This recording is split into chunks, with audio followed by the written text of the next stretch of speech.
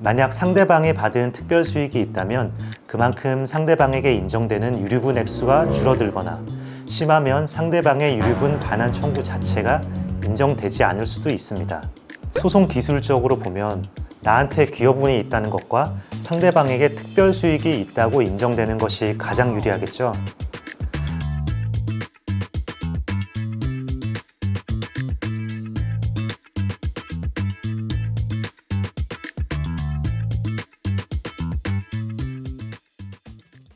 안녕하세요. 법무법인 화운의 조성민 변호사입니다. 최근 저희 사무실에는 유류분 반환 청구에 대한 대비를 어떻게 하는 게 좋겠냐는 상담 문의가 많이 들어오고 있습니다. 그래서 오늘은 피고의 입장에서 유류분 반환 청구에 어떻게 대응해야 하는지 알아보겠습니다. 유류분이란 쉽게 얘기하면 상속인에게 법적으로 보장된 최소한의 상속 재산을 말하는데 직계비속이나 배우자의 경우 법정 상속분의 2분의 1, 그리고 직계 존속의 경우 법정 상속분의 3분의 1만큼 보장됩니다. 형제 자매에게는 예전과 달리 더 이상 유류분이 인정되지 않습니다. 예를 들어 아버님이 돌아가시면서 특정 자녀에게 재산의 대부분을 물려주더라도 다른 자녀들에게도 법정 상속분의 2분의 1은 보장되어야 하므로 그 특정 자녀가 다른 자녀들에게 자신이 아버님으로부터 증여, 유증 등으로 받은 재산 중 일부를 반환해야 하는 것입니다. 그러면 이러한 유류분 반환 청구에 대응하려면 어떻게 해야 될까요? 아버님이 사망한 경우를 예시로 말씀드릴 텐데요. 크게 4가지만 기억하시면 됩니다. 각각의 앞글자만 따서 소, 특, 기, 채로 외우시면 됩니다. 첫째, 소멸시효 기간이 지났는지를 확인하셔야 됩니다.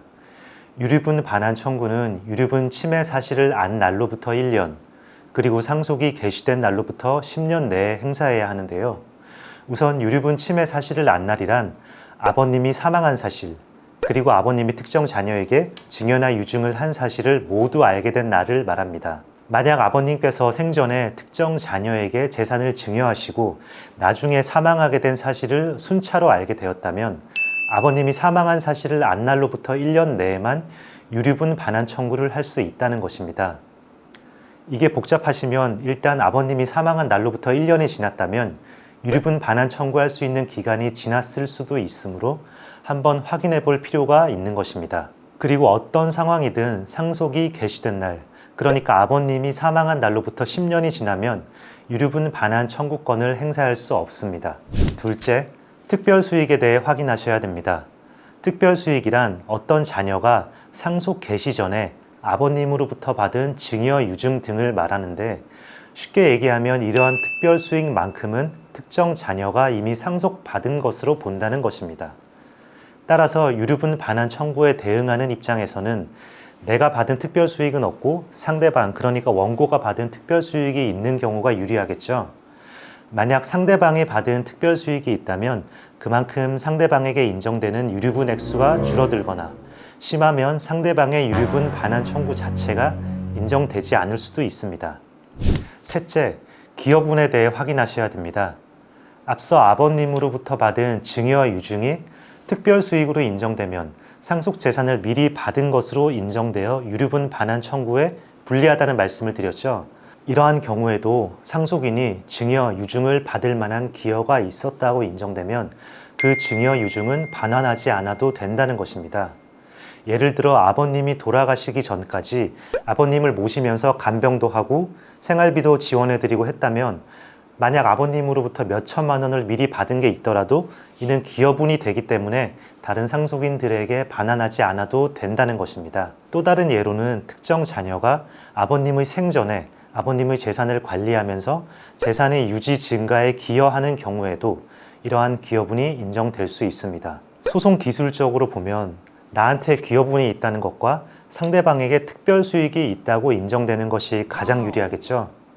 마지막 넷째, 상속 채무에 대해 확인하셔야 됩니다. 상대방에게 반환해야 하는 유류분액을 계산할 때에는 돌아가신 아버님의 채무까지 고려해서 순 상속 재산을 기준으로 계산합니다. 이게 어려우시면 그냥 아버님의 채무가 있는 만큼 상대방의 유류분도 일정 부분 줄어든다고 생각하시면 됩니다.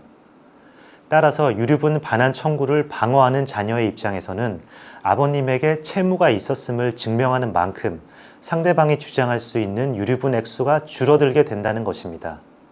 예를 들어 아버님 명의의 건물이 상속 재산으로 있지만 그 건물 세입자에게 반환할 보증금이 있다면 이러한 보증금은 상속 채무로서 유류분 산정에 고려된다는 겁니다. 결국 소, 특, 기, 채 중 첫 번째 소멸시효 기간을 제외하면 나머지는 모두 상속 재산의 형성이나 이전 과정 등 아버님의 재산 현황에 관한 것입니다. 따라서 다른 자녀로부터 유류분 반환 청구 소송을 당했거나 또는 그러한 소송을 당할 것이 예상되는 경우에는 일단 아버님의 재산이 어떻게 형성되었는지, 그리고 아버님과 자녀들 혹은 배우자 간에 재산이 어떻게 이전되었는지 등을 사실관계를 확인하시는 것이 중요합니다. 더 나아가 미래를 대비까지 한다면 우리 부모님과 다른 형제 자매들 간 재산을 주고받은 부분은 부모님이 돌아가시기 전에도 미리미리 기록해두고 관련 자료를 확보해두면 더욱 좋습니다. 이렇게 오늘은 상대방으로부터 유류분 반환 청구를 당하게 되었을 때 대응할 수 있는 방법에 대해 알아보았습니다. 물론 이러한 일반적인 내용 외에 실제 사례에서는 얼마든지 더 복잡한 내용이 있을 수 있기 때문에 구체적인 대응이 필요하시면 꼭 전문가의 상담을 받아보시는 것이 좋겠습니다. 감사합니다.